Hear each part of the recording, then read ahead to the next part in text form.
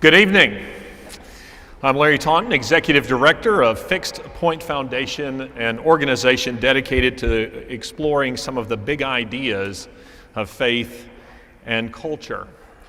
I hope that you can all understand me well. I'm from the southern United States, and that means we talk with a little bit of a drawl. So I do hope that Melburnians can follow my English. Tonight's big idea focuses on the question of God and his existence. Is there a God? Joining me on the stage to debate this question are Professor John Lennox of the University of Oxford and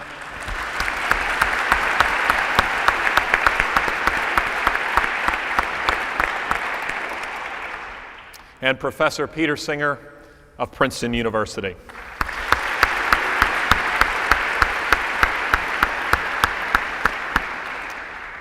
Now, to be clear, these gentlemen will not be debating some vague deity, but rather the God of the Bible.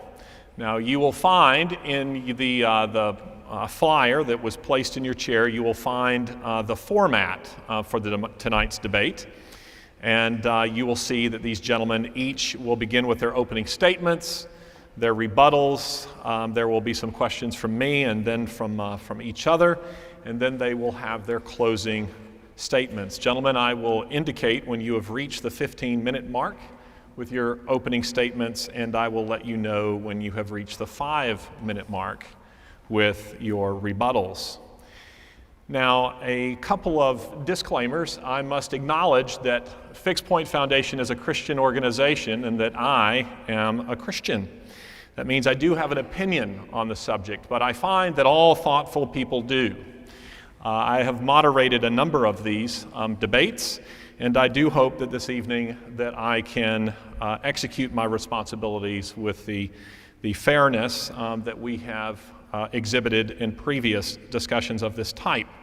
I will endeavor to be fair, to move things along, and to keep time and to ask questions as needed. Now, as for scoring points, I had the opportunity, this is my first time in Australia, and I had the opportunity to attend an Australian Football League game. And I didn't entirely understand what was going on, but when someone scored, they did this. So I thought that tonight I might employ similar signals to let you know when you have scored points. We do ask that you show marked civility to these gentlemen and that you will save your comments for them that you undoubtedly will have. There will be a book signing afterwards, and we invite you to come and meet them at that time. So now, we begin with our opening statements, and if my iPhone will function properly, then I will be able to time you. We begin with Professor John Lennox. Well, thank you very much for coming, ladies and gentlemen.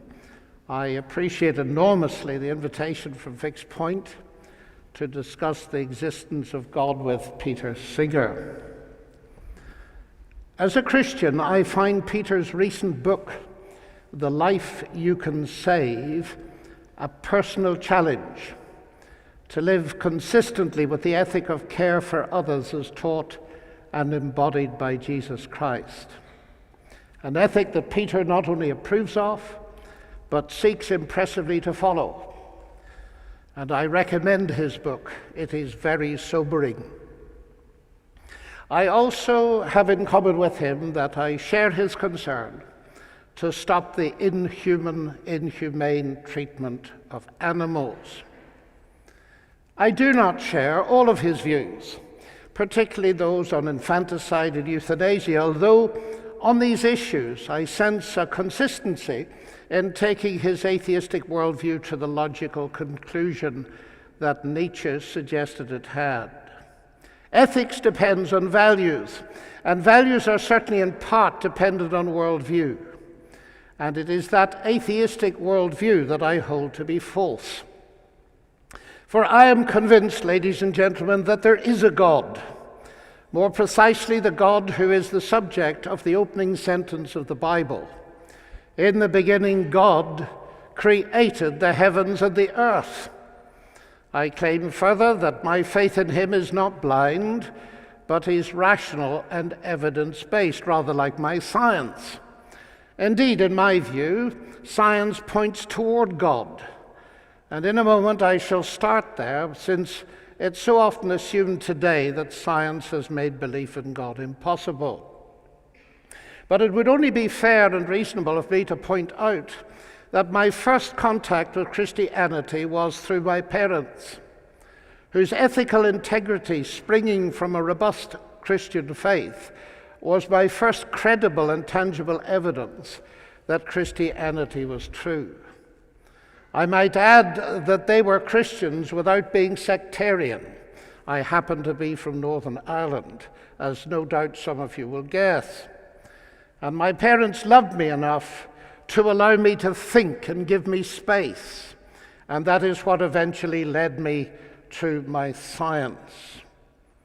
So let's think about science for a moment. On the door of the famous Cavendish Laboratory in Cambridge stands a great mandate for research put there by that Scottish genius, James Clerk Maxwell, who is ranked by Einstein as second only to Newton. It comes from the Hebrew Bible. Great are the works of the Lord, studied by all who delight in them.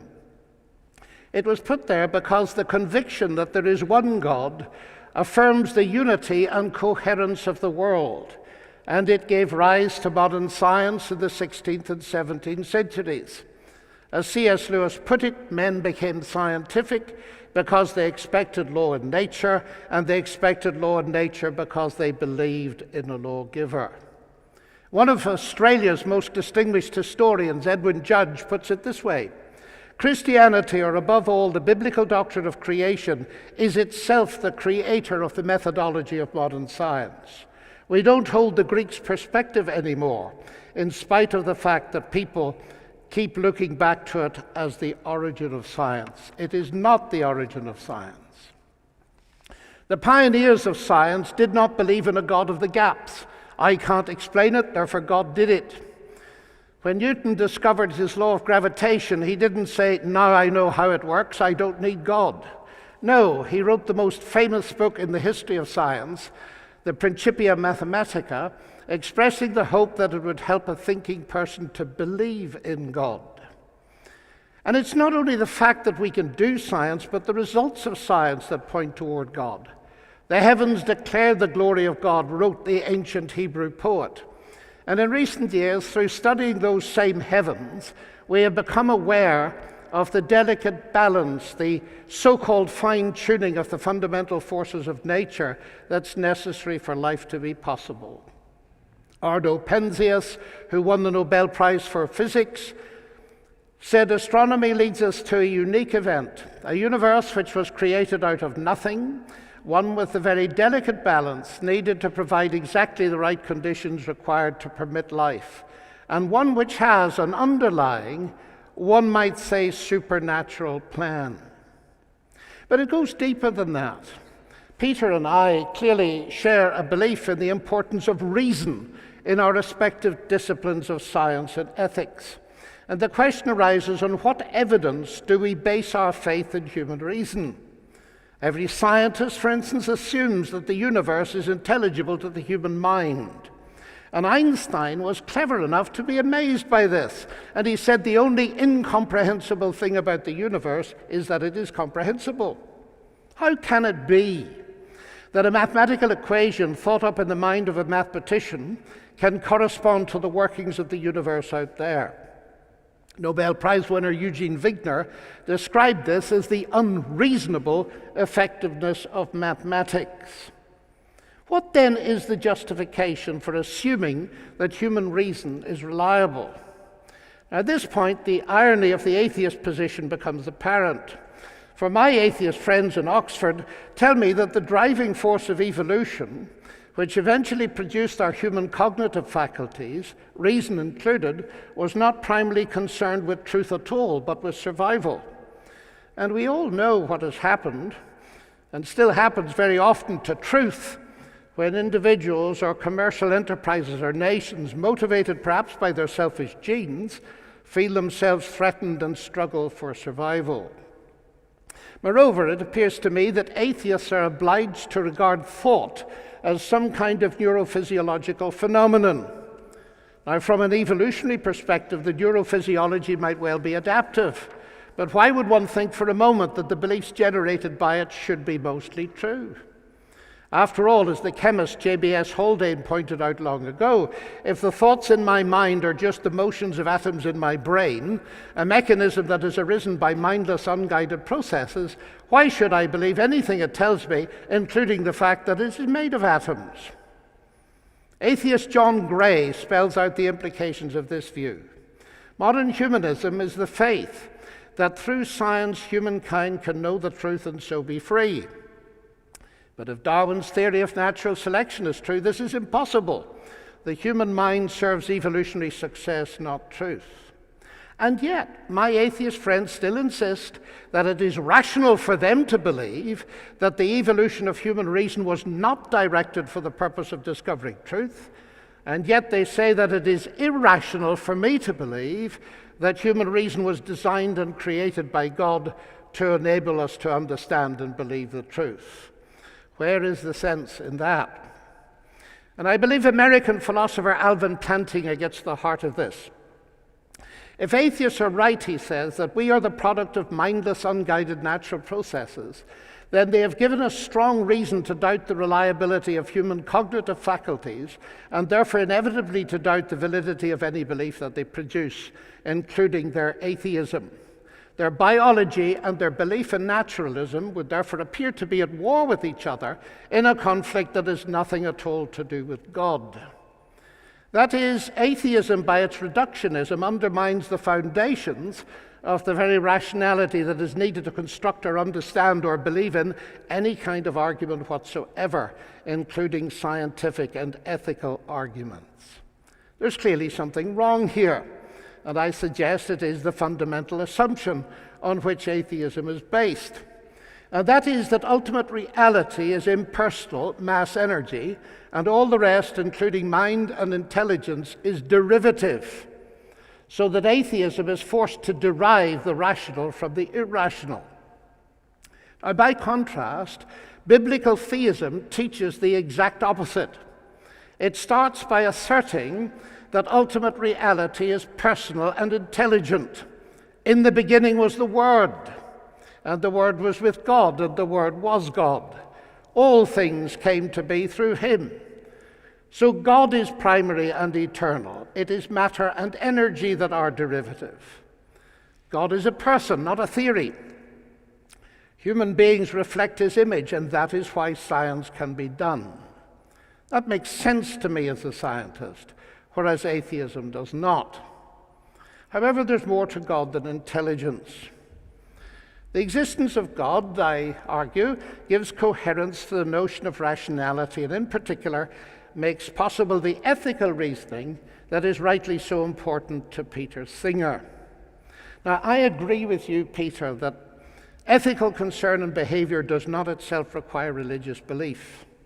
After all, you are yourself an impressive example of this. But it's exactly what I would expect to find, since in my view, whether or not human beings believe in God, they are created in His image as moral persons with consciences. However, just as rationality can be used, but cannot ultimately be explained without God, the same is true of morality. Again, I would cite history. For just as modern science sprang from Judeo-Christian roots, so did the concept of human equality that lies at the base of Western society. Atheist thinker Jürgen Habermas writes, "Universalistic egalitarianism, from which sprang the ideals of freedom and a collective life in solidarity, the autonomous conduct of life and emancipation, the individual morality of conscience, human rights and democracy is the direct legacy of the Judaic ethic of justice and the Christian ethic of love. Everything else, he says, is just idle postmodern talk. The value of a human being on which such egalitarianism is based consists not in what she can do, but in what she is, made in God's image. My Russian friends, how often have they said to me, we thought we could abolish God and retain a value for human beings. We couldn't. We abolished God and we destroyed millions of human beings. I would suggest if you do away with God, you ultimately do away with human freedom, because you are left with a mindless, unguided process that somehow threw humans up at its endless lottery, to exist without ultimate hope for a tiny moment, only to be crushed by the same blind forces that produced them. Some freedom that. And atheist John Gray says about the more vocal new atheists like Richard Dawkins, they defend liberal freedoms without asking where they come from. After all, as Nietzsche clearly saw, if there is no eternal base for values external to humanity, how can any of our moral standards be anything but limited human conventions, ultimately meaningless products of a blind, unguided evolutionary process? And Peter, I found your recent writings fascinating because, although I understand you to believe we are here by chance, in the preface of the third edition of Practical Ethics, you suggest that there may well be objective ethical truths that are independent of what anyone desires. That sounds to be increasingly consistent with my own position. And yet, to be fair to you, the Guardian report of Oxford Conference recently says, nevertheless, Peter is no more inclined to belief in God, though he did admit that there is a sense in which he regrets not doing so, as that is the only way to provide a complete answer to the question, why act morally? Only faith in a good God finally secures the conviction that living morally coincides with living well. I look forward to exploring the reasons, Peter, why you feel you cannot take that step. Now, science, marvelous as it is, has its limits. And so I come to another piece of evidence, and that is revelation in the Bible. I claim that God has spoken to this world, and in particular the biblical analysis of the problems with humanity, not simply in horizontal terms of behavioral breakdown between people, but a vertical breakdown of a relationship of trust in the Creator. Its unique solution to that problem, not in terms simply of human ethical development, but in terms of something far deeper altogether. The restoration of the fractured relationship with God through the salvation He has brought through Jesus Christ, a relationship that brings a power to live ethically for God. And here we reach what for me is the chief evidence, not only for the existence, but the nature of God. It was Jesus Christ who not only taught the golden rule, but embodied it. He fed the hungry, healed the sick and suffering, welcomed society's outcasts, brought forgiveness and peace and new life to the lives of multi-millions. He is able to do this because, though he was a man, he uniquely was never only a man, but God become human, come to be the Savior of the world. This is the central claim of the Gospels. The Word became flesh and dwelt among us. And he made statements consonant with this. I and the Father are one. Before Abraham was, I am the truth. Now these are staggering claims. But we need to pause and reflect that the nature of the physical universe is staggeringly complex. We don't even know what energy is. So we should not be surprised that these far deeper realities are even more complex. And just as we believe in our deep physical theories because of evidence, my conviction that Jesus is the Son of God is based on the fact of his historical resurrection from the dead that launched Christianity in the world. This is, of course, the crunch issue. If he rose from the dead, death is not the end and atheism is false. If Jesus did not rise from the dead, Christianity is false. Finally, ladies and gentlemen, I find Christianity intensely stimulating. But as I read the Bible, I do not only find intellectual satisfaction, I sense the voice of God speaking to me. Now, this is intensely personal, but I've been asked what evidence counts for me, and this is an essential part of it. I'm not only convinced that there is a God, I have increasingly learned to trust him, and I've strong reasons for doing so. After all, Christ died and rose for me, and that generates in me a deep sense of utterly unmerited forgiveness, acceptance, and peace that enables me to face the ugly side of my own nature and with God's help do something about it. I have found in him a profound resource when facing life's perplexities, uncertainties, and hard problems. And to sum up, it is my relationship with God through Christ that in the end is the supreme evidence that God is real, that fills my life with meaning and sheds and permeates my marriage, family life, work, and rest. Time. And I deserve none of it. I would find it very hard, ladies and gentlemen, not to trust a God like that. Thank you.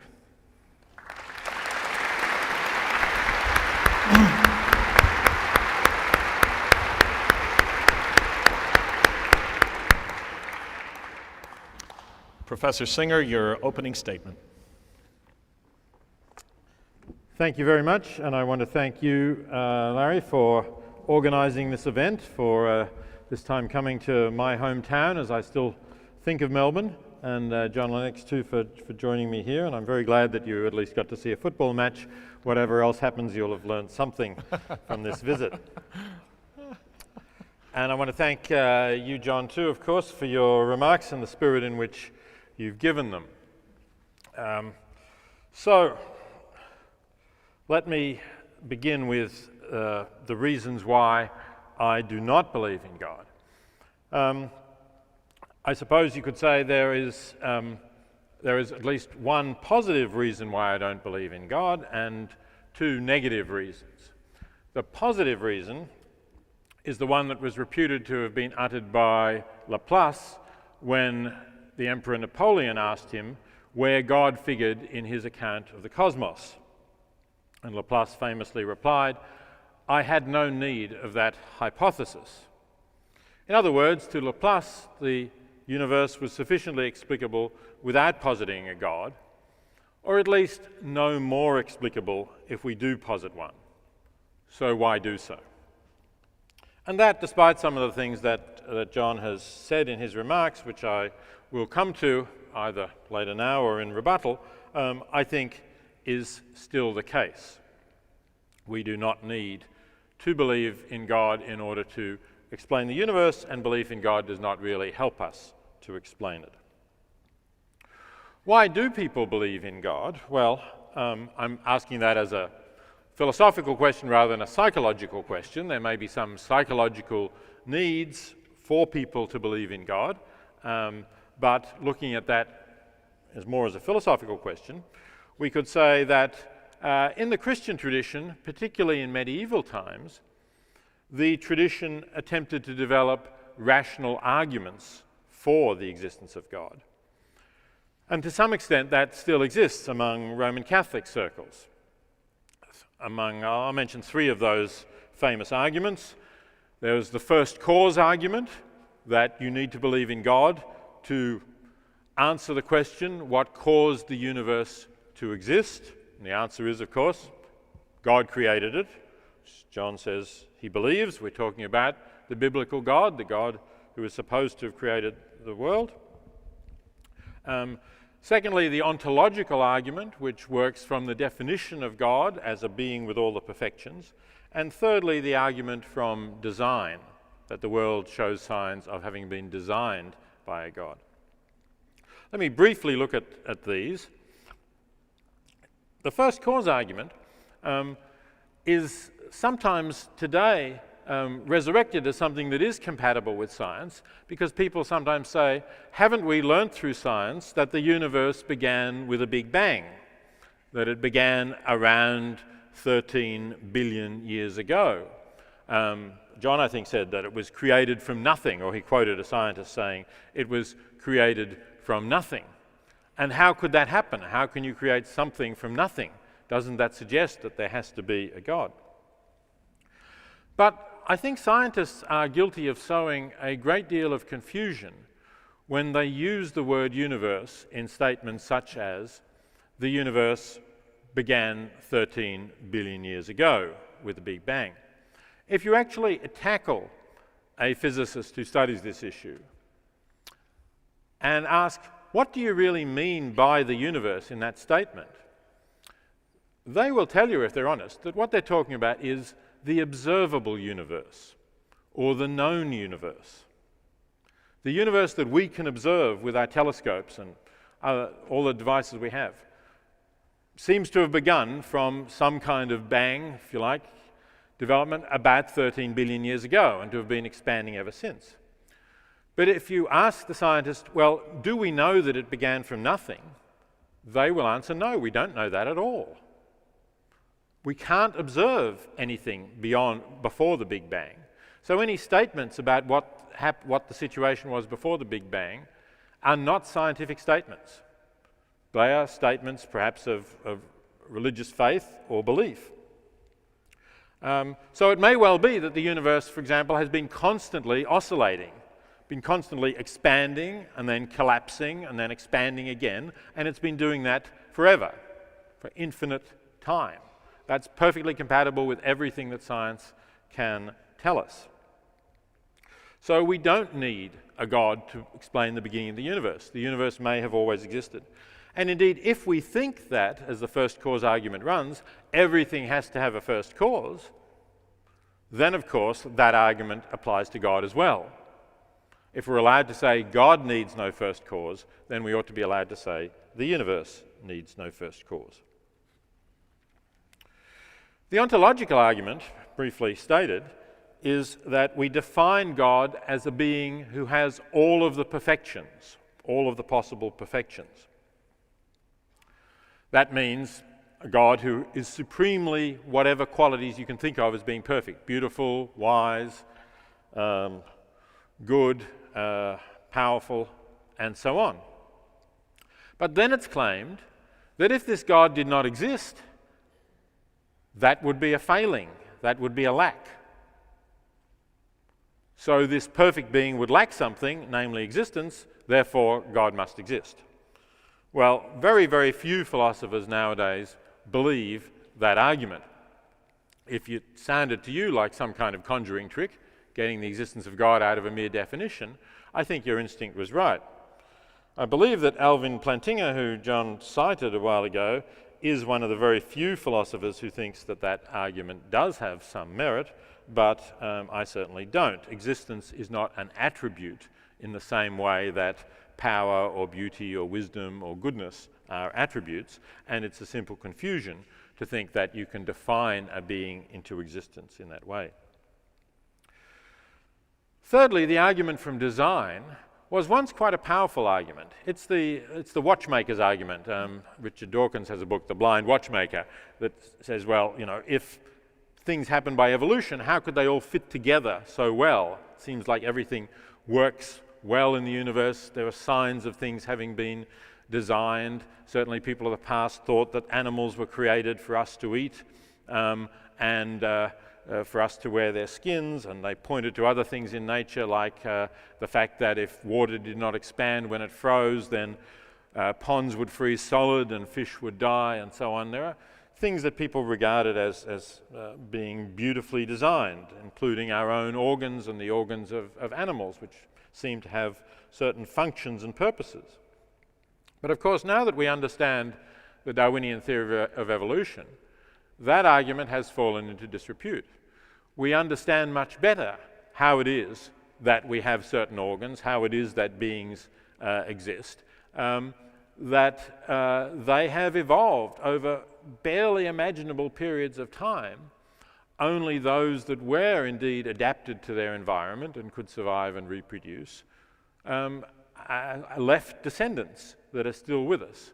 And I think the fossil record now shows that, and more recently our understanding of genetics shows our own biological relationship with very simple organisms, including bacteria with whom we share some genes, and then progressively we share more genes with beings more like us until we get up to the great apes, chimpanzees, with whom we share something like 98% of our genes.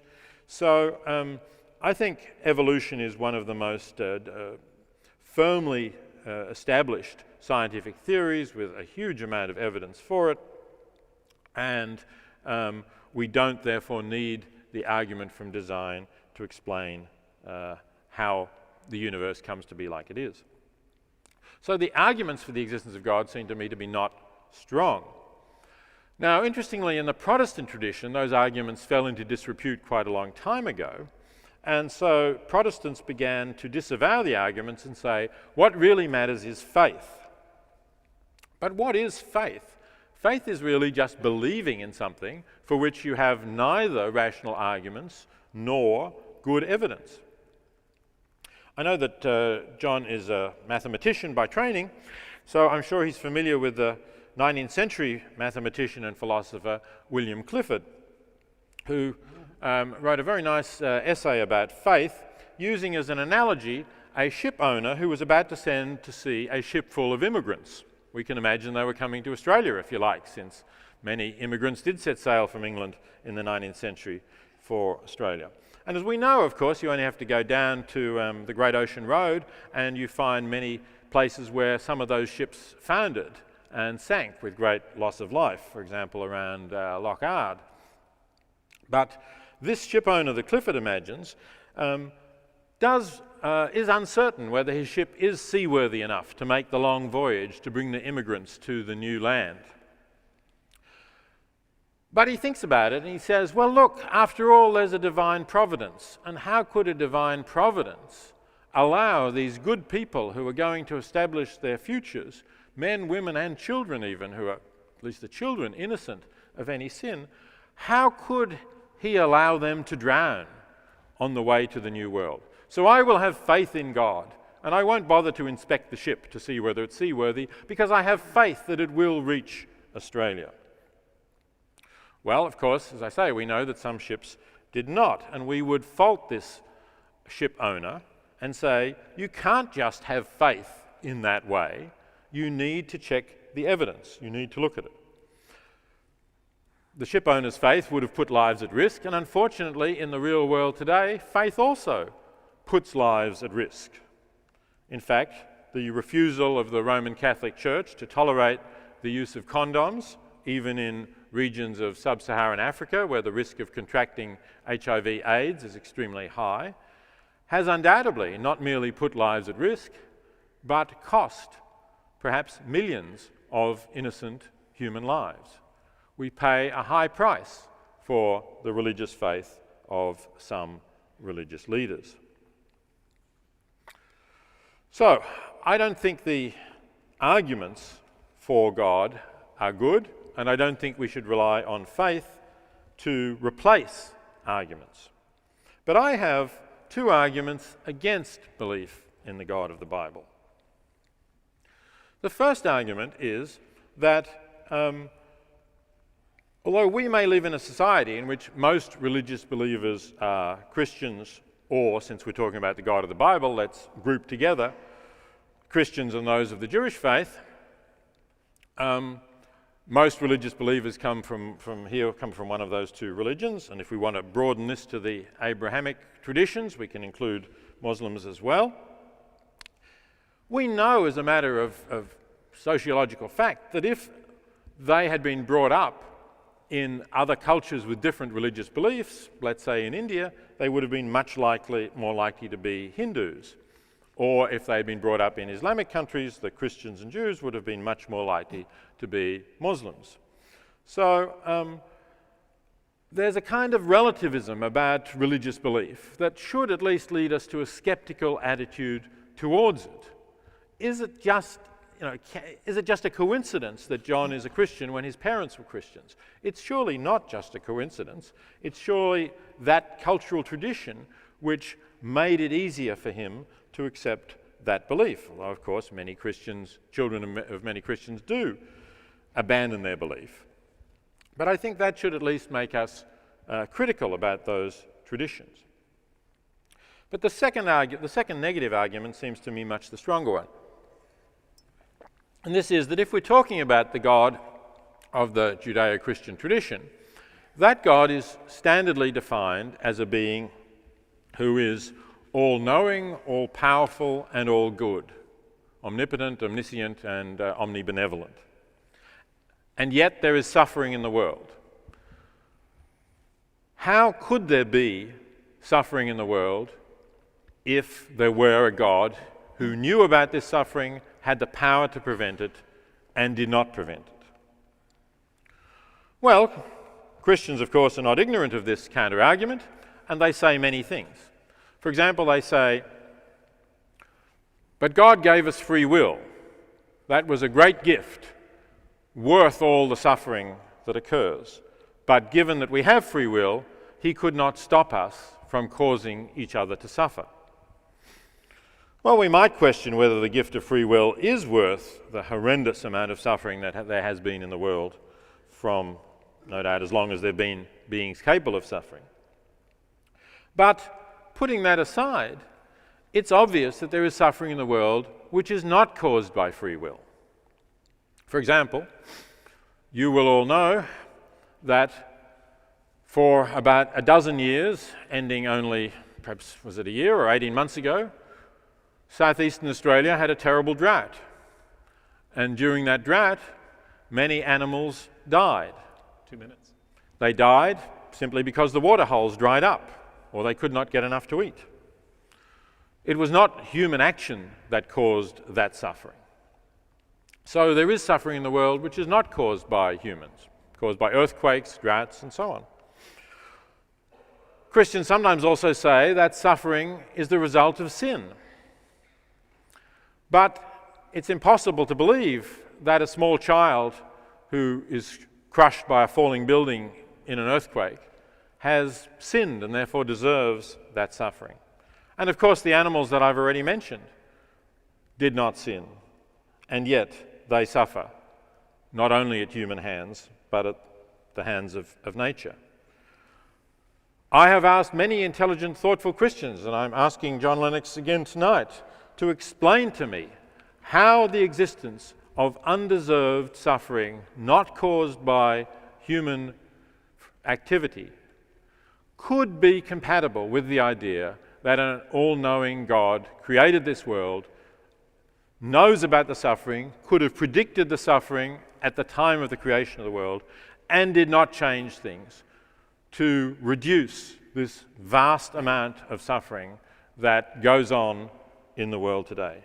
It seems to me wildly implausible that this world is a world that was created by that kind of God. It seems to me much more likely that this is simply a world that has arisen through the processes of evolution that we are now increasingly familiar with, which are indeed blind and unguided, but have nevertheless thrown up beings capable of reasoning, and in response to what John said, I would say developed capacities to understand the world and their situation, because that did have survival advantages, but now can use these capacities to understand the world. That seems to me by far the more plausible picture of the world we're in than the one that theists attempt to persuade us to accept. Thank you.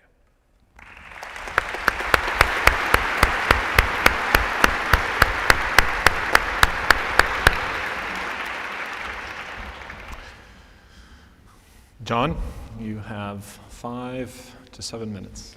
Well, Peter, thank you very much. We could be here all night, I think, with a very interesting conversation. Let me do what I can and hope that we can then discuss these in detail with the moderator. First of all, Laplace, the mathematician, when Napoleon asked him, where is God in your equations? Of course, he gave the right answer. Je n'ai pas besoin de cette hypothèse. I don't need that hypothesis. Because he was explaining how the thing is mathematically described. But if Napoleon had asked Laplace, how is it that there is a universe which is governed by such equations, he might have answered a different way. And I think the mistake that's being committed here is the difference between mechanism and law as explanation on the one hand, and God as agent on the other hand. You will not find Henry Ford in the laws of internal combustion or inside one of his motor cars. But if you want a complete explanation of the motor car, you will need both types of explanation.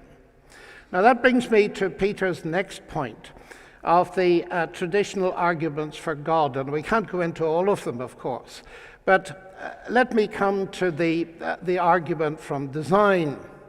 Now, whatever evolution can or cannot do, it is a mechanism.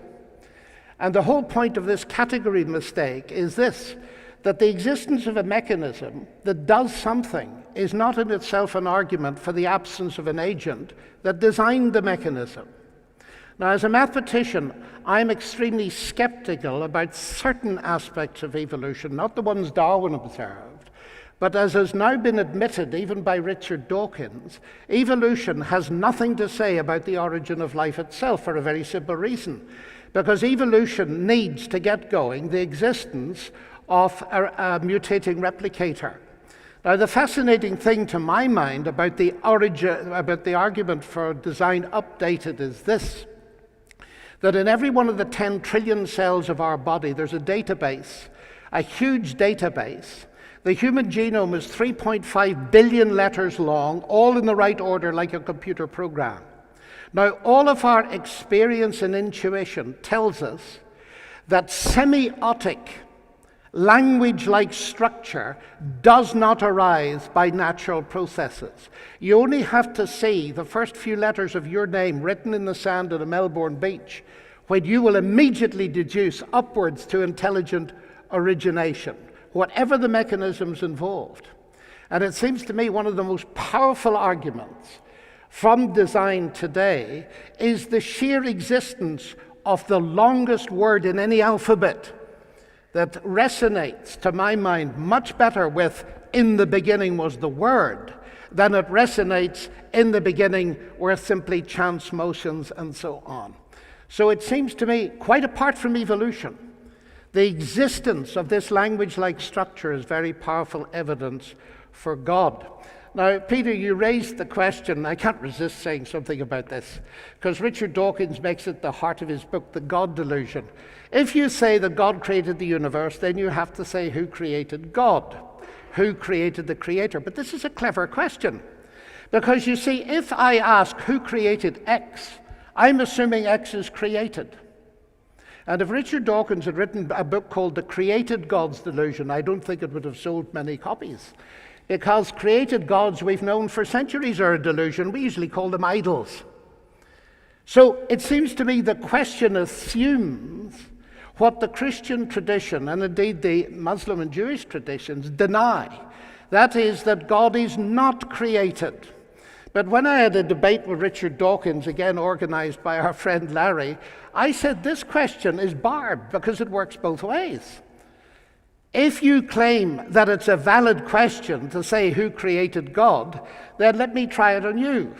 You believe that the universe created you. Who created your creator? I'm still waiting for the answer to that question. Now, faith, Peter. I do not accept your definition. That is the definition of blind faith. And we all know the difference. We've seen it in the financial crisis. We thought we could trust some bankers, didn't we? And we discovered that our faith was not evidence-based. Blind faith is dangerous, of course. It's the kind of thing that causes young people to fly planes into tall buildings. And I would want to emphasize that the Christian faith is not like that. It is a commitment based on evidence. John, in his gospel, says at the end of it, Jesus did many other things in the presence of his disciples that are not written in this book. 2 minutes. But these are written in order that you might believe that Jesus is the Son of God, and that believing you might have life in his name. In other words, here is the evidence upon which faith is based. And what launched Christianity on the ancient world, as Paul pointed out to the philosophers in Athens, was the fact of the resurrection as a base which they could place their faith in, an evidence base that gave them the confidence to preach Christianity. So I simply don't accept the definition. Now, brought up by parents who were Christians, I was indeed. Peter, can I ask you, were your parents atheists? My mother was certainly an atheist. My father was maybe more agnostic. So you're perpetuating the faith of your parents too, like I am? It's not a faith, in my view. Oh, well, of course it's a faith. Don't you believe it? I don't have faith in any being.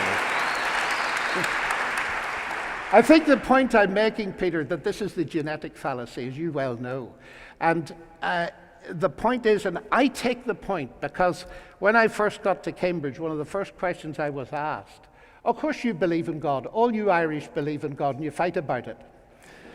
And for that reason, I have spent my life among people that don't share my faith in order to be sure that I'm not being fooled. And I have known many people, not in the categories that you and I are, who have become Christians because of the evidence and they've changed their worldview. So I think that is a distinct possibility.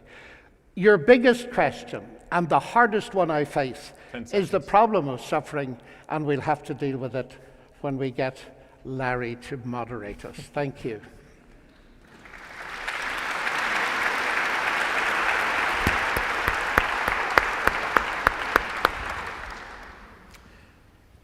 Thank you. There are a number of things that John said in his opening that I want to talk about, but just to go back to the point that he was making before about the uncreated universe, he asked me, well, who is my creator? I mean, I don't have a creator. I evolved, as you all did, from many generations, but I don't see a problem in thinking that the universe is not created. It simply has always existed. And I think the point is that I'm not arguing that the existence of the material universe is strictly incompatible with a creator, but I'm simply arguing that we have no need to believe in such a creator, and there is no argument for him from the fact that the universe needs a first cause, because then the creator also needs a first cause. And if John rejects that assumption, saying that, well, we define God as uncreated, well, then, of course, we can say the universe also is uncreated. I want to address, though, the point that John made both in his opening remarks and again now, that Christianity is based on a historical fact, the resurrection of Jesus. The evidence for this historical fact is extremely slender. That's the problem with trying to rest on that. We don't have any contemporary documents that attest to this. We know from biblical criticism, new scholarship, that the actual so-called Gospels that we read were written considerably after this. They may have an earlier source, sometimes called Q, but that too was written at least a generation after this. So the idea of Jesus having been resurrected is something that was around in the literature that was written many years afterwards by Christians. But of course, we know that there are many diverse religious traditions that make all sorts of claims about historical facts, and the idea of a God who is resurrected, who comes back to life, is also not unique to Christianity. We find it in other anthropological traditions and in traditions around the time. We find I think to rest much on this claim as a historical claim is extremely slender. And particularly since it does seem to violate all the laws of nature that we know and understand, we would need to have particularly strong evidence in order to believe in it. This is a point that the philosopher David Hume made, that to believe in miracles, you would need to have quite remarkably good evidence. In fact, Hume thought that you could never really have such evidence. I wouldn't say you could never have such evidence. I wouldn't say it's inconceivable that you could have events that were so well documented and witnessed that even though they appeared to go against all the laws of nature that we understand, nevertheless you would believe in them. But certainly the idea that Jesus rose again from the dead is not something that we could claim to be well known. In fact, I would say there are pretty much no facts about the life of Jesus that you could really take as being well known and well documented, but that would probably lead us too far. At least this central historical claim, I think, is something that you really have to be already a believer with faith to say, this is what I'm going to stake my belief on, despite the fact that there are so many other religious traditions that claim all sorts of incredible things. Now, I also want to deal with the idea that somehow, although science or evolution can explain the mechanisms, they don't explain this idea of the agent. But of course, this is precisely the difference between a car, which we know was designed for a purpose, and the universe, which was not, in my view, designed for a purpose and doesn't need any kind of agent. I don't see any problem with the idea that consciousness arises from a process of evolution. We know that there are non-human animals which have consciousness of various sorts and various degrees, and we can understand how consciousness can be useful for survival, how the capacity to feel pain can be useful in avoiding dangers and therefore helping you to survive.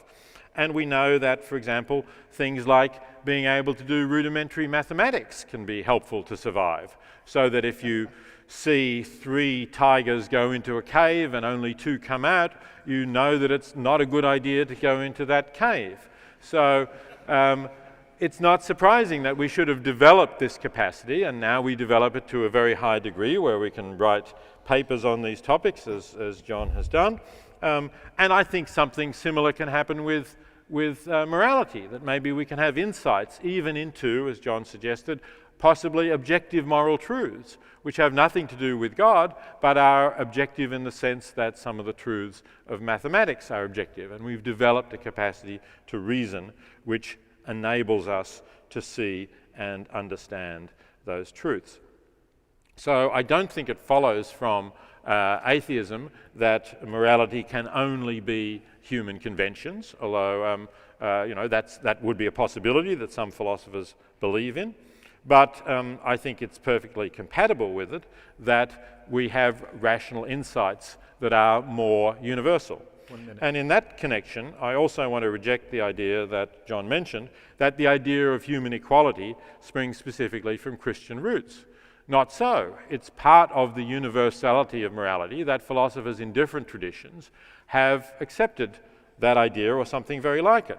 You find it, for example, in the Stoic tradition, which was around in Rome at the time when Christianity was spreading, so maybe it's no coincidence that Christianity picked it up. And you find it also completely separately, independently, I'd suggest, in Chinese thought, in the thought of Mencius, for example, among ancient Chinese philosophers before the era of Christianity. So I think there are things that human minds in separate cultures differently have come to accept. Maybe they don't put them into practice as much as we would like, but they are ideas that occur to the kinds of rational, intelligent beings who have evolved on this planet. Thank you.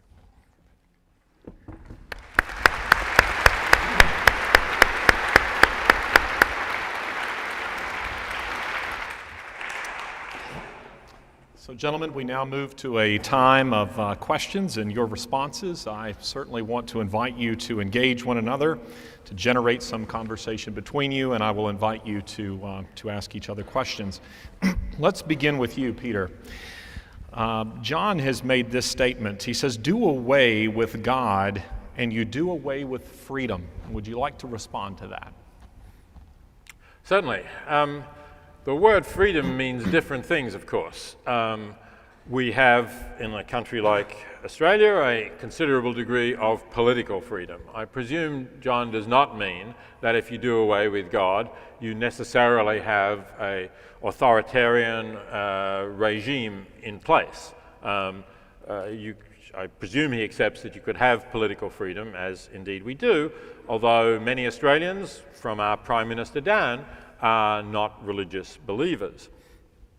So presumably he means in some sense free will.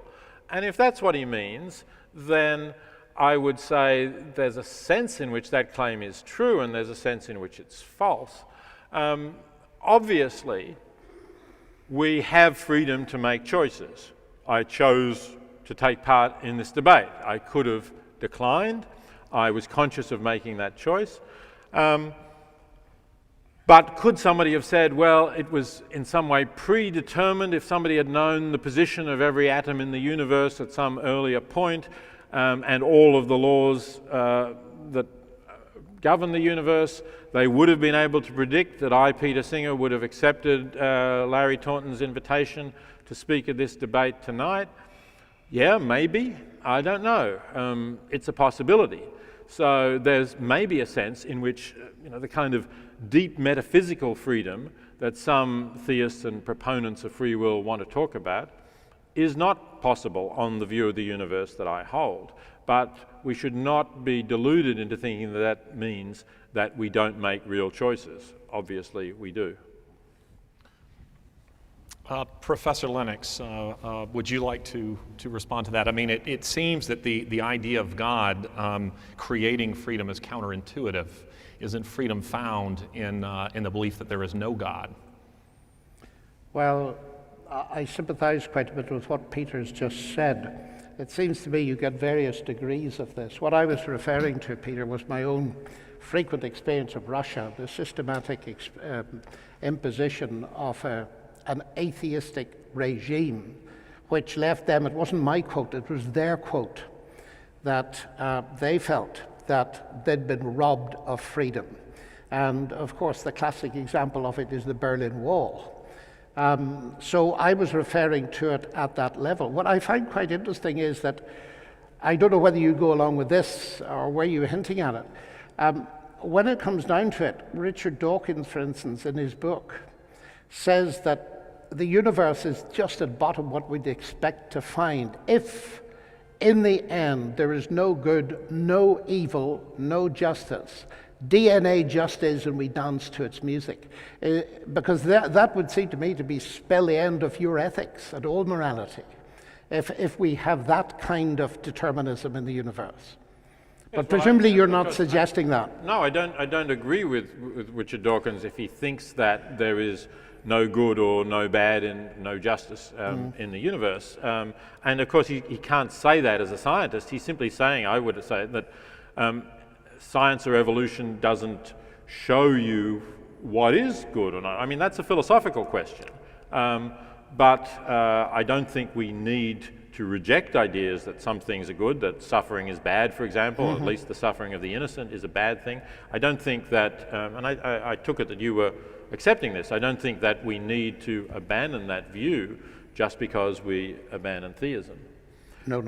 If I can just say one thing about, because I did slightly misunderstand what you said about freedom. Look, I mean, I think if you only listen to Russians who suffered under the atheist Soviet regime for loss of freedom, you're taking a somewhat biased sample. Maybe you should go to Iran and ask people there whether they have freedom, and if not, they would perhaps say, look, it's theism that has prevented us from having a great deal of freedom. And certainly there are many parts of the world where that is true, and in historical times there have been even more parts of the world where people have been deprived of their freedom in the name of religious belief. So I don't think either, I don't think atheism has any monopoly in terms of depriving people of freedom. I'm sure you'd agree with that. Oh, I would agree with it, especially coming from Northern Ireland. And I think it's very important there to distinguish, which sometimes people do not do, but I'm sure you do, between different religions.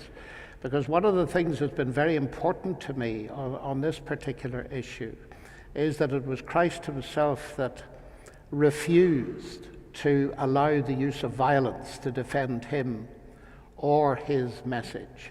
And it seems to me that that is immensely important, that Christians who take up weapons to defend their faith are not followers of Jesus. They're actually contradicting what he stood for. Well, that may be, but then we have the question of whether we all ought to be pacifists in a world in which there are some people who are not pacifists. And while I deplore a lot of the violence in the world, I'm not a pacifist. I was wording myself very carefully. I said to defend him or his message. he did say the early apostles did say the state does not bear the sword in vain. I think there were two separate issues, actually. Okay. Let's go to you, Professor Lennox. You have argued that science gives evidence of a God, and then your closing statement, your last remarks in your opening statement, you then spoke of Jesus Christ. Why does the evidence, it seems like there might be a leap there. How does the evidence go from that science demonstrates, as you argued, that there is a God, to the God of the Bible? Oh, it doesn't. And I never intended it to. Let me make that very clear. I was responding to the fact, what evidence do I count as valid for the existence of God? And it's of different kinds. Some of it comes from science and the rational intelligibility of the universe, and the fact we can do science. That only gets us so far, as in fact the New Testament recognizes. You can see, I believe, in nature that there is a God and that he's powerful, but you don't get much further than that. Then I would claim, and it is a step further, I agree with you entirely, but it's a step into history, not into imagination. And I would come back a bit at you here, Peter, that it seems to me the evidence for the New Testament historicity is very considerable indeed. We have documents going back to the very early centuries indeed. In fact, one document of part of the Gospel of John into the 1st century. And senior people like Oxford Sherwin White, who's an eminent Roman historian, says that the confirmation of the historicity of, say, the New Testament basic history book, the book of Acts, is utterly overwhelming. I think historians, whom I have consulted in detail because I'm not a historian, would be much more confident than you appear to be that there is very strong evidence for the historicity of what's claimed in the New Testament. Am I allowed to comment, Larry, on the resurrection specifically here? Because Peter made the comment that, as David Hume famously said, miracles are violations of the law of nature. Well, David Hume was a distinguished Scotsman. I'm an Irishman, and I disagree with him. I think, Peter, that this notion that miracles are violations of the laws of nature has been responsible for an immense amount of confusion. And let me illustrate it this way. And it's an illustration due to C.S. Lewis. If in my hotel in Melbourne tonight I put $100 plus $100 in a drawer, it's $200. Now, if I wake up in the morning and find $50, I won't say the laws of arithmetic have been broken. I may say the laws of Australia have been broken. Now, the point is, how do I recognize that someone has put his hand into the system? I recognize it by knowing those laws of arithmetic. Now, it seems to me that with something like the resurrection, we need a universe that is governed by stable laws. If you do not know regularities to which nature normally works, you cannot recognize something that appears to contravene those regularities. If you think dead people jump up every hour of the week, you won't be surprised by resurrection. They know the regularities. But you see, no Christian is claiming that Jesus rose from the dead by natural processes. What they are claiming is that God fed by his power into the system and did something special. Science, in its description of the regularities, is completely neutral on that. It can tell us that resurrections are improbable, but not impossible, because they don't violate any laws. So I would take issue at that basic conception there.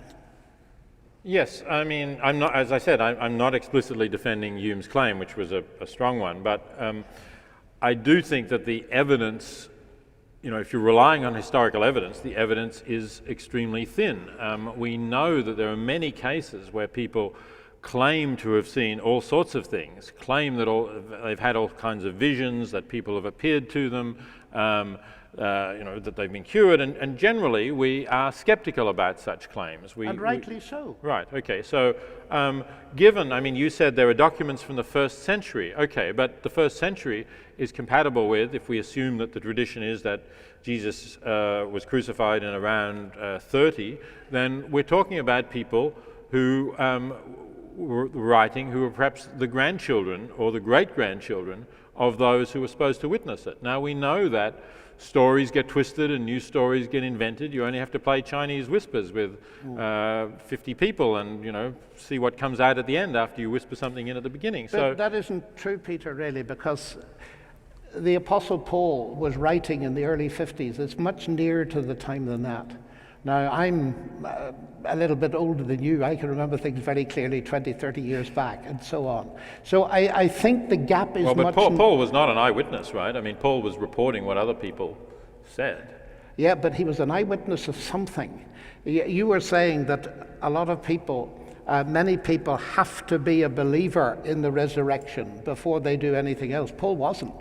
He was absolutely against Jesus, and it was an appearance of the risen Christ that was the foundation of his conversion. So he was not a believer when he met Jesus. Right, so it was one of these kinds of visions that I was talking about that he had, or apparition or something like that, and that's what I'm saying. We know many people have these, sometimes about their religious beliefs, sometimes about aliens coming from Mars or somewhere and kidnapping them, and we're normally very skeptical about this, and we understand that in Paul's day people maybe were not quite so skeptical, but we would think that they should have been a lot more skeptical. I think they were extremely skeptical, and in fact, in any of my studies of the psychology of hallucinations, the evidence is that people see what they're expecting to see. Now, the one significant thing about Jesus' resurrection is nobody was expecting to see it. And the fact is that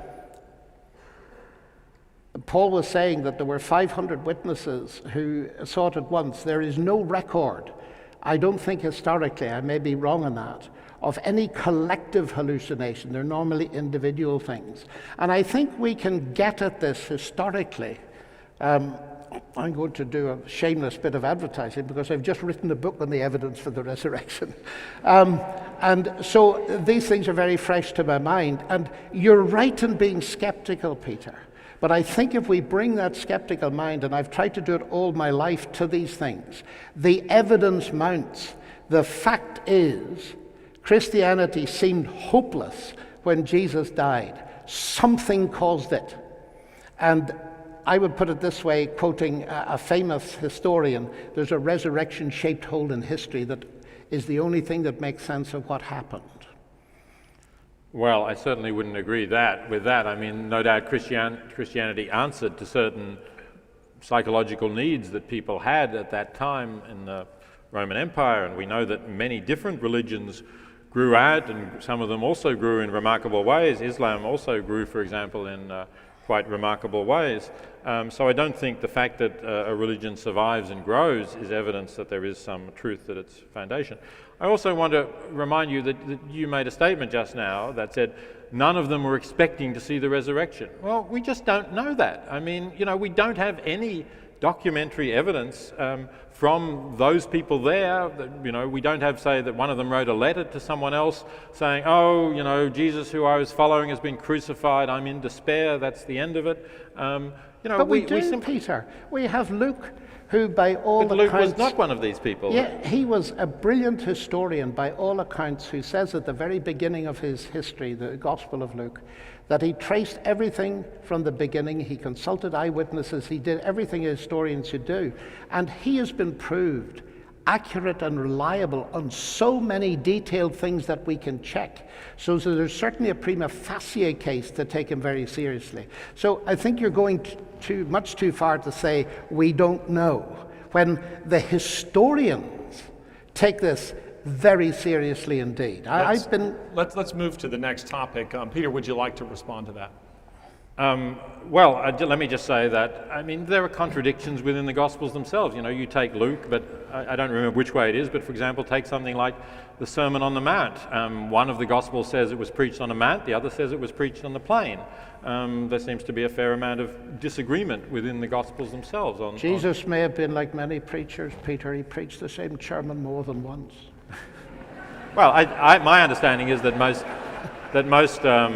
most historical scholars think that there was no sermon preached on the Mount, but that the Gospel writers put together a collection of his sayings and turned it into a sermon, and I understand there's internal evidence of that, but I'm not enough of a biblical scholar to go into that. Let's move to a question for you, Peter. Do you see all religious belief as irrational? That is, would you lump together all religions, or do you make some distinction among them?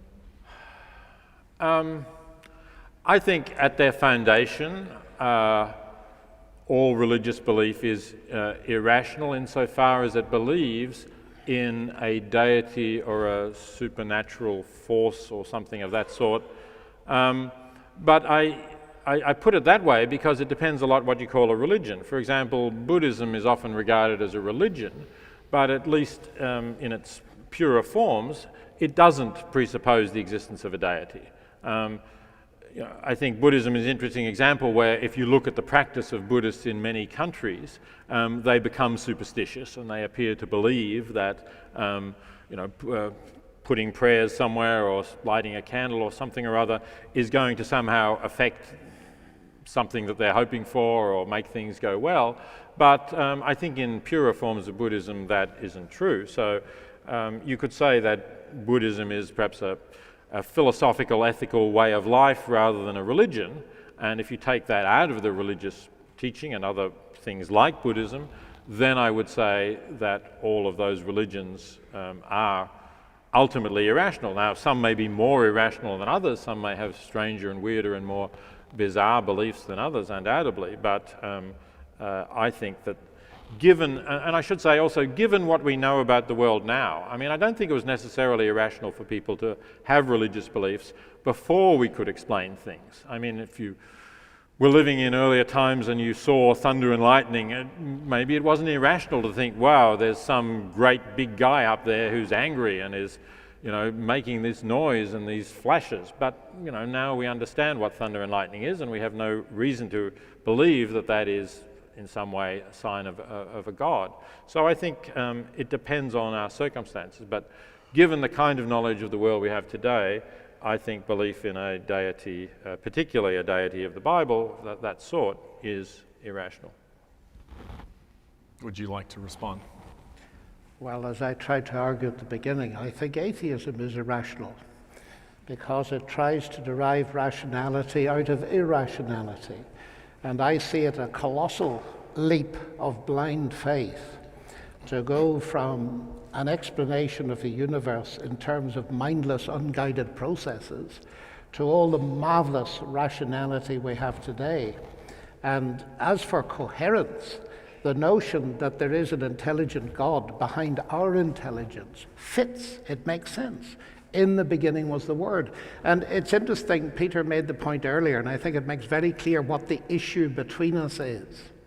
We're talking, ladies and gentlemen, about two diametrically opposed worldviews. And the easy way to see that is, Peter will say, look, he accepts the universe, as I understood you, Peter, as a brute fact.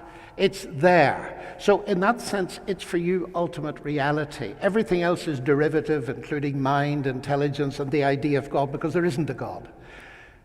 I take the exact opposite view, that the mind is primary, not derivative. In the beginning was the Word, in the beginning was God, and the mass energy, the universe, or multiverse, or whatever we think of it as, is derivative. That is the issue between us. And as someone once put it, the question is not whether there is an ultimate fact. The question is, which ultimate fact do we believe in? And Peter believes in the universe in that sense, or as his ultimate fact, and I believe in God. And my argument simply is here that far from, I can't speak for other religions, Peter, I can speak mainly from my own faith, they must defend themselves, but it seems to me that Christianity makes far more rational sense. And I did mention it does seem to have been the foundation for modern science. How long science can keep going without it remains to be seen, but that's another matter. Well, I agree with you on the statement of what the issue is between us. I think you've stated Yes. that fairly and well. I won't agree with you really about any essential connection between Christianity and modern science. I think that to a considerable extent science rose in spite of Christianity rather than with it, and we only have to look at the way Christianity treated scientists like Galileo to see that. And even Darwin, of course, had a huge amount of religious opposition. Science, there were certainly scientific minds in non-Christian cultures. There was a great deal of science in India, for example, in terms of astronomy, understanding of the universe, and in China as well. It's true that the rise of modern science happened in the Christian West for a variety of reasons, but I don't see any real necessary connection there. Thank you. Let's move on to another question here, and this is the question of suffering, which is a primary argument, as I understand it, that Professor Singer has raised against the existence of the God of the Bible. How do you respond to that argument? With immense sympathy. It's the hardest problem, Peter, that I or you face, I think, to account for suffering. And every time I get asked the question, there's a vision comes into my mind of standing in Auschwitz, which I've done many times, and weeping. And you mentioned quite rightly that there are two problems. There's the problem of moral evil, and then there's the problem of what we call natural evil. Earthquakes. I was in Christchurch 2 days after the earthquake. I met some of the victims who were distraught. Some people who'd had their friends crushed and so on. And I just feel that there are no simplistic answers to this. That's my first response.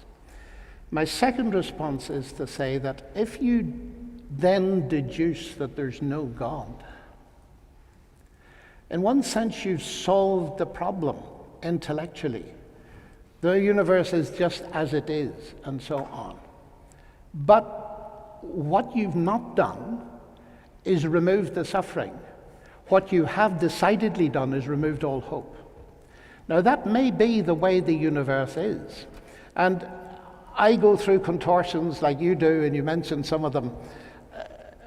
Could God not, if he had not seen this, and could he not, and so on. And we could have a lengthy discussion on this, and I think you would probably outwit me very quickly on it.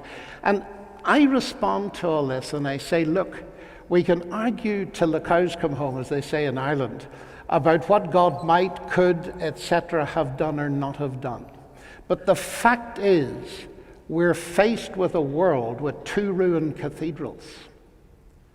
There's one in Coventry that was ruined by moral evil, if you accept that for a moment, by bombing.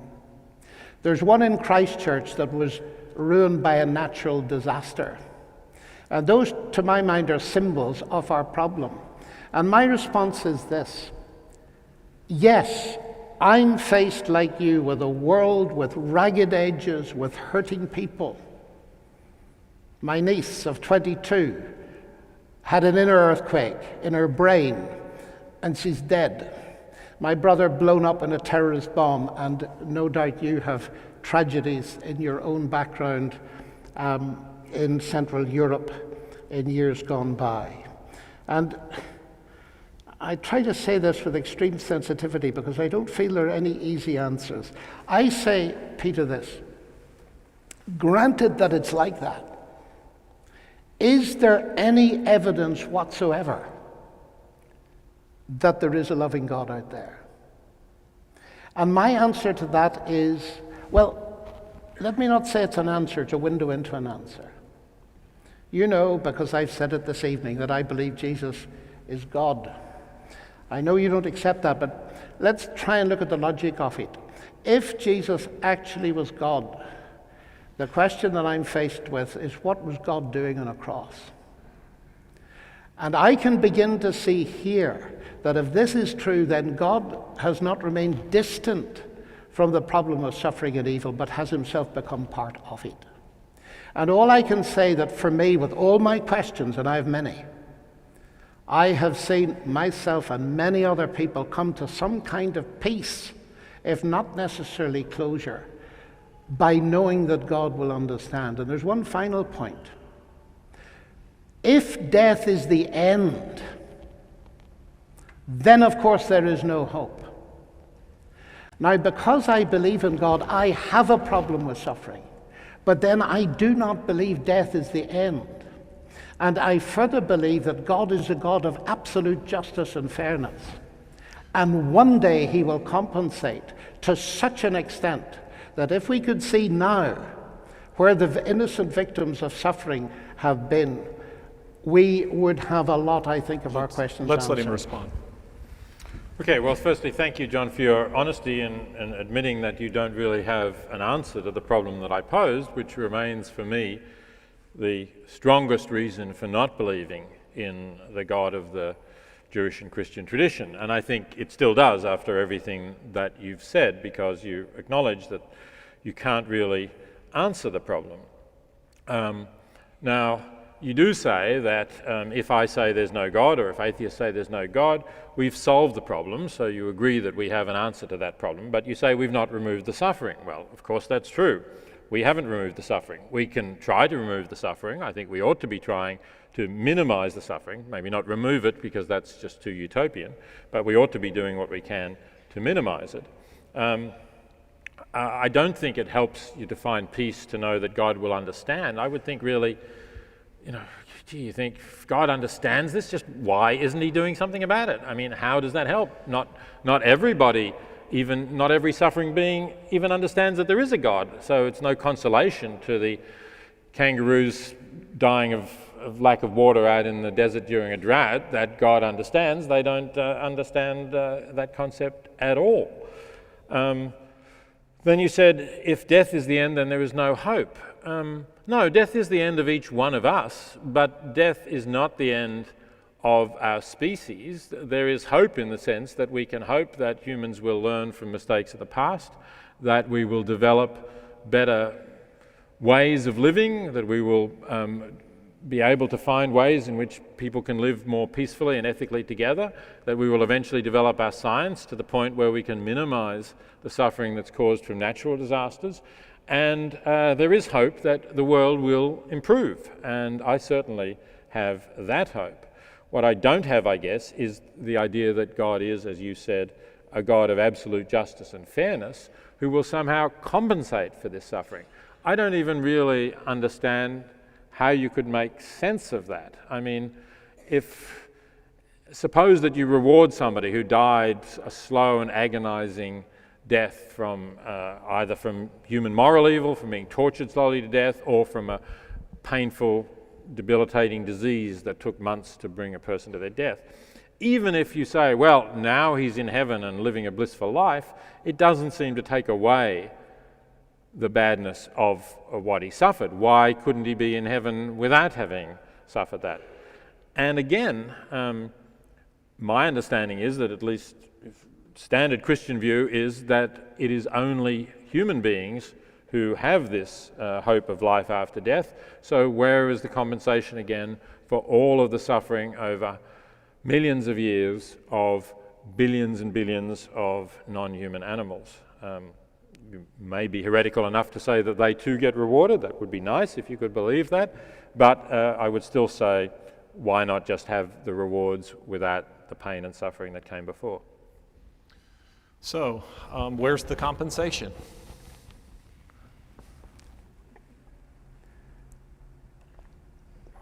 Christ told a story of a man who suffered in this life terribly because he was discriminated against. And he was called Lazarus, so I presume he was an actual person. And he got nothing to eat except what the dogs was pushed off the table for the dogs, and he was covered in sores. And I find it very interesting that Christ talked about what happened to him after death. He'd clearly been a friendless man. And yet we are told that in that eternal world, which is, of course, part and parcel of the hope of Christians, and I unashamedly believe in it, that man found himself in the company of Abraham, who's one of the few people described in Scripture as the friend of God. And it seems to me that that little cameo shows us that God can compensate.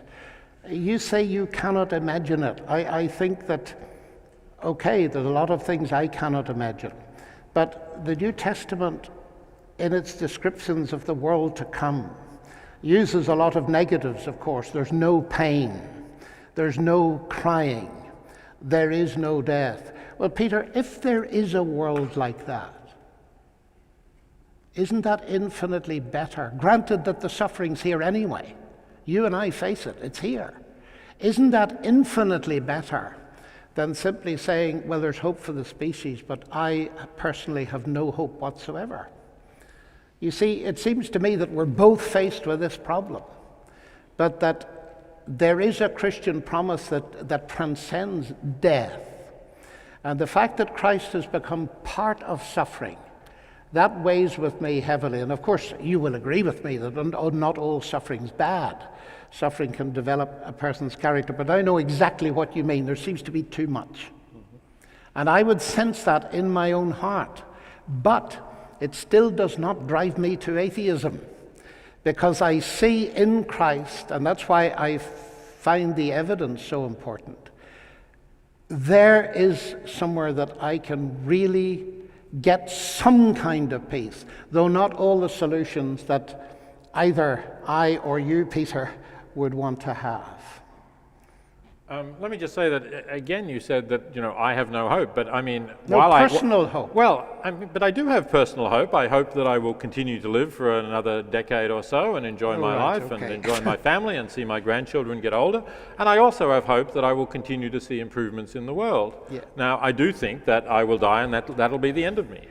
That's true, but it's not something that causes me to despair. But I mean, I can see that it would be psychologically nice, if you really believed that you were headed for some sort of immortality in some wonderful state. It just seems to me you're telling yourself a fairy tale. You're really kidding yourself, because it's maybe a bit tough for some people to accept the fact that we're mortal and there'll be a point at which we'll die and that'll be the end of it. But Peter, you could be telling yourself a fairy tale too. But I would, what's the fairy tale? I don't have the psychological reward, the idea that, in many people, we're familiar with wishful thinking. We're familiar, look at now the climate skeptics who I think, the Republicans who think, if climate change is really happening, it'll justify the government in taking more drastic action to regulate our lives. But we don't think governments ought to interfere in our lives, therefore the climate isn't changing. Or if it's changing, it has nothing to do with greenhouse gases that humans emit, right? That's wishful thinking. I hope you agree with me that that's wishful thinking. Peter, I accept the Freudian argument, but I think it works both ways. There's a wonderful book written by Manfred Lutz, eine kleine Geschichte des Größten, a brief history of the great one, just appeared recently by Germany's leading psychiatrist, and he says this. He says, if there is no God, Freud gives us a brilliant explanation why heaven and all this kind of thing, pie in the sky when you die, is wishful thinking, if there is no God. But then he goes on to say, if there is a God, Freud will give you an equally brilliant explanation of why atheism is wishful thinking. The desire not to meet God, as Czesław Miłosz put it, the famous Polish poet. So his bottom line is, as to whether there is a God or not, Freud won't help you. You'll have to go somewhere else. And that's why I want to go somewhere else and base it on something concrete. And for me, it comes back to the person of Christ and the resurrection. How do you respond, Peter? Can I ask? Our time is running short. I do want to give Peter the opportunity to respond to that if you'd like to. Well, let just me say that I didn't mention Freud tonight. If you want to hear me on Freud, I'm speaking tomorrow at the National Gallery of Victoria about my grandparents in Freud's Vienna. My grandfather actually co-authored a paper with Freud, but I'm not a Freudian. I think there are much better psychological views, and I don't see how it could be wishful thinking to believe that you die and that's the end of it. I'll be I there have, to I listen have to two final questions for you. Let me put this one to both of you, and we'll begin over here. Dostoevsky is famously quoted as saying in The Brothers Karamazov, if there is no immortality, there can be no virtue, and all things are permissible. Do you accept the logic of that? I do, but I would want to carefully explain what he didn't mean. And what he didn't mean, and I'm sure Peter will agree with this, what he didn't mean is that atheists cannot be moral. Because I often find myself shamed as a Christian by the character and integrity of my atheist friends. I don't think he was talking about that. I think he was talking about what I mentioned in my opening remarks, that there's no rational justification for morality if there isn't a God. And I think there's a lot of truth in that, just as I feel there's no rational justification for rationality if there isn't a God. But I think it's very important to see what he is not saying and what he is saying. And that's what I think he's saying. Well, I agree with you that if he were saying that atheists can't be moral, he would obviously be saying something false. But I also think he's saying something false on your interpretation, because I don't think you need belief in God to believe that there are some things that are right and some things that are wrong. In fact, one of your Oxford colleagues, the philosopher Derek Parfit, has just a couple of months ago published, I think, one of the most significant books in moral philosophy to be published for a long time. It's a 2-volume, total of 1,400 pages, arguing for the idea of rationally based objective truth in morality, and Parfit is an atheist. It makes no reference to God in this discussion.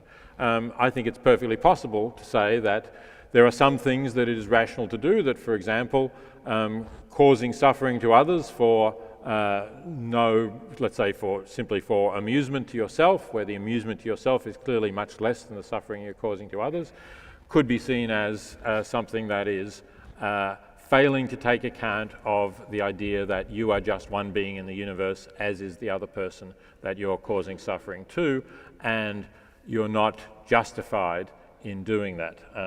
Now, there's a lot more argument, obviously, as I say, that needs to go into defending that, but I don't accept that only theism can provide a ground for the idea that some things really matter in a perfectly straightforward and objective sense. A final question for the two of you before we get to your closing statements, and we'll begin here with you, Peter. A child asks you the age-old question, who am I and why am I here? What is your response? Well, if the child asks, who am I think I can answer that question quite well. I can say, you are an animal of the primate, or a mammal, you're a primate, and you're of the species Homo sapien. And I can say we know a lot about beings like you and how they come into existence, what's their nature. There's still a lot more that we can find out and hopefully will find out in generations to come, but we know a good deal about who you are. But the question, why am I here, or why am I here, is at least potentially a mistaken question if it seeks a purpose for your being here. If it seeks an explanation, then of course the explanation is essentially Darwin's theory of evolution. And let me just say, because I remember I wanted to respond to something John said but didn't, that is that I think we can assume that somehow in the primeval soup we got collections of molecules that became self-replicating. And I don't think we need any miraculous or mysterious views about how life gets going. But from that point, we have evolution which leads us to be here. But if we think, is there a purpose to my existence? The purpose is only the purposes that we give ourselves. We are purposive beings, so we can say, I want my purpose to be whatever whatever we decide it might be. But is there some ultimate reason, why am I here? No, there just isn't, and it's a mistake to ask that question. Well, not surprisingly, I don't think it's a mistake to ask that question. You've got immense faith of the wrong kind, Peter, in the primeval soup, but that's another matter. if I'm asked that question, of course we can describe various things about a child and its relationship to the world, but I think one of the most thrilling things is this, that child is of infinite value because it bears the image of its creator. And I think one of the most, well, for me, one of the most moving things that's stated in the whole of the Bible comes near the end of it in the book of Revelation, where there is a scene in heaven, in which I believe, where God is being praised as creator. And one of the elements in that praise is this, that the whole of heaven, so to speak, is praising God and saying about human beings, because of your will they were and were created. Now that's rather ancient English, so let me put it into contemporary English. One of the things that makes my life meaningful, and the child to who asked the question, is that I do believe, ladies and gentlemen, that I exist because God wanted me to be. And it's that fills my life with meaning that I cannot begin to describe. To have a relationship with the Creator that invented the atom, that invented all the colors, and no scientist can think of a new one really, that thought of the human brain. That is an exciting and a thrilling thing. And to think that I, with all my imperfections, inadequacies, and failures, that God could want me to be, that is the thing that gives me a tremendous value. And I would want to explain that, amongst other things, to any child, and indeed any person in the world. Your closing remarks? Thank you. I think we've had a very interesting discussion. I think that it's clarified a number of the points between religious believers and atheists like myself. Obviously, I still think that the existence of suffering, of the kinds of sufferings that John and I agree exist, is the great barrier to belief in this kind of God of the Bible. But one thing that has emerged in our discussion is the extent to which John wants to place weight on the Scriptures. He's referred very largely to the New Testament, the Christian Scriptures, although he did, of course, refer to the opening lines of the Hebrew Bible. And I think that, it doesn't really stand up to the kind of critical examination. I mean, there are lots of things in it which clearly are not true when read in a perfectly ordinary way. Not just the contradiction I mentioned, but the fact that it's pretty clear that both Jesus and Paul believed that the second coming, or the apocalypse, or whatever you might want to call it, was going to happen very soon. There are lines repeated a couple of times where Jesus says something like, "None of you shall taste death before I come again." And Paul says similar things, suggesting that it was clearly expected that this great event would happen quite soon in their own lifetimes, or certainly within a century or so. And we know, of course, that Christians have continued to think this all down through the ages. We had this farcical episode just a month or two back where some Americans believed some Christian who said that the world was coming to an end on a specific time and date. But let's leave those kinds of ravings aside. But the fact that this is clearly repeated in the New Testament surely suggests, and it didn't happen obviously, surely suggests that we should not believe in the kinds of things that Jesus is saying. That in a sense, the honesty or accuracy of the reports is evidence that they are the reports, insofar as they're historically accurate, of a false preacher, a preacher who had false beliefs about what was going to happen in the future. And so I think that we can't really place much historical weight at all, even if they show that there was such a preacher around at this time, in terms of him being God or the Son of God, or however we reconcile those problems. No. And there are many other things, I think, if we believe these scriptures, that we would want to reject morally, not only factually that would lead us to doubt them. The attitude of Paul to women, for example, if he was supposed to have been enlightened and received Christ and so on, we would certainly want to reject his moral views. The moral views of Christians to homosexuality, I think, is again something that we certainly ought to reject. So I don't see in my reading of the Scriptures evidence either of the idea that these are a record of someone who was supremely wise and supremely knowledgeable, nor that they're a record of someone who was supremely morally good. Someone who certainly had some interesting things to say about morality, but not someone who you would want to say had the greatest insights of all time into the nature of morality. So I think for that reason alone, if I were to become a theist of some sort, if I were to be persuaded, and I'm not, by these arguments about the difficulty of rationality emerging from a world without reason, I would still not think that the Christian Scriptures are evidence that Jesus of Nazareth was someone who we ought to regard as, in some way, a godlike or divine being. Thank you.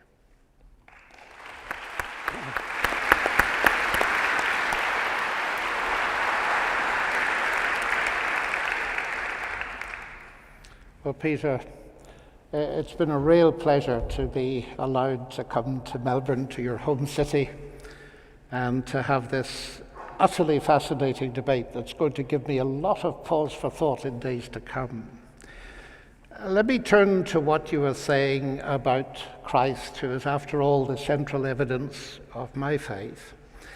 And you said that he was mistaken in his notions about the coming, and you quoted a statement. The actual quotation is this: "There be some of you," he said to the disciples, "standing here who shall not taste of death until they see the kingdom of God coming with power." And each of the texts goes on then to say that a few days later, he took Peter, James, and John up onto a high mountain and was transfigured before them, and his face began to shine as the sun. And I believe that it was the exact fulfillment of what he said, that he went up that mountain and they saw what the kingdom of God was like. They saw Elijah and Moses, by the power of Christ, made contemporary with Christ. They saw his character transfigured. They saw that although down in this world he was treated with disrespect, in that world above he was the sun, S-U-N, the source of all its energy, radiance, and light. Now, the interesting thing is, one of the people who was there was the Apostle Peter. And he, writing as an old man, says that the thing that convinced him, par excellence, of the reality of the eternal kingdom was what happened on that mountain. Seeing the glory of God in the face of Jesus Christ and hearing a voice come from heaven. That was a preview of what will happen on a large scale. Now, Christ taught about his coming in two ways in the New Testament. And I think, Peter, you've got confused between the two. Because Christ taught parables where he expected his followers to live as if he was coming back just like that. But then he also said, well, of course, you shall hear of wars and rumors of wars, but the end is not yet, it's not yet, and so on. So there was a historical process, but nevertheless, he expected his followers to live as if he was coming back, and that makes perfect sense. Because psychologically, if I think, well, Christ will return away then it is of no relevance to me. I've forgotten the fact that the moment I die, I'll step sideways into eternity. So I do not think he was mistaken. I think what he was doing was giving a two-level teaching to explain exactly what was going on. But in conclusion tonight, what I would like to stress is this. Peter, I've been very impressed by your interest in practical ethics, because I think you probably were the one who pioneered that. But you'll have noticed that Christianity is not primarily a system of ethics. Ethics comes at the second order. It flows out of the Christian message, and there's a reason for that. Because the problem is, when people teach me ethics, when they set an ethical standard in front of me, that of course raises guilt within me. And I don't even keep my own standards, let alone God's standards. I need more than ethical teaching. I need forgiveness. I need power to live. And it seems to me that here Christianity is utterly unique. It's not competing with any other religion, for the simple reason that Christ offers me something that nobody else offers. He offers me pardon and forgiveness and a certainty of life to come. Now, Peter, you talk a lot in your books about ethics. The one thing that I see missing is this, that there's no concept of ultimate justice. And because I believe in the resurrection of Jesus, I believe there's going to be a final judgment when justice will be done for everyone. As far as I can see, and perhaps I misunderstand it, but under atheism, the terrorist in a corner blows his brains out, and in a sense he will never face justice. And millions of people, by definition, who have not got justice in this world will never get it in the world to come, because there isn't a world to come. So atheism, it seems to me, whatever ethics can be developed, in the end, there is no justice. But belief in God and in Christ gives that added element, which makes everything make sense. Thank you, ladies and gentlemen.